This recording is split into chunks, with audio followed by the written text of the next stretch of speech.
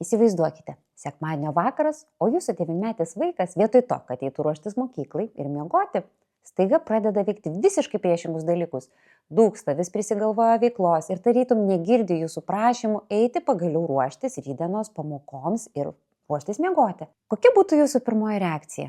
Tikriausiai būtų pikta ir norėtųsi barti vaiką. Na kiek kartų aš tau sakiau, jau laikas ruoštis, rytojgi mokykla, vėl būsi neišsimiegojęs. O ką, jeigu po tokiu vaiko elgesiu pamatytume ne tiesiog dūkimą ar netinkamą elgesį, o nerimą, kad štai rytoj vėl reikės eiti į mokyklą, vėl laukia vairios pareigos ir užduotys. Nerimas yra labai kūniškas jausmas ir vaikai jį jaučia kūne, tačiau dažnai nežino, kaip pasakyti žodžiais. Ir bendrai tikriausiai esate pastebėję, kad apie savo pagalbos poreikį vaikai nepasako žodžiais, jie dažnai taip išreiškia kažkokiais savo veiksmais. Kad jūsų vakaras būtų ramesnis, jūs galite sureaguoti visiškai kitaip. Pavyzdžiui, atspindėdami jo būseną ir pasakydami, įsivaizduoju, kaip nelengva po linksmo savaitgalio eiti ruoštis mokyklai.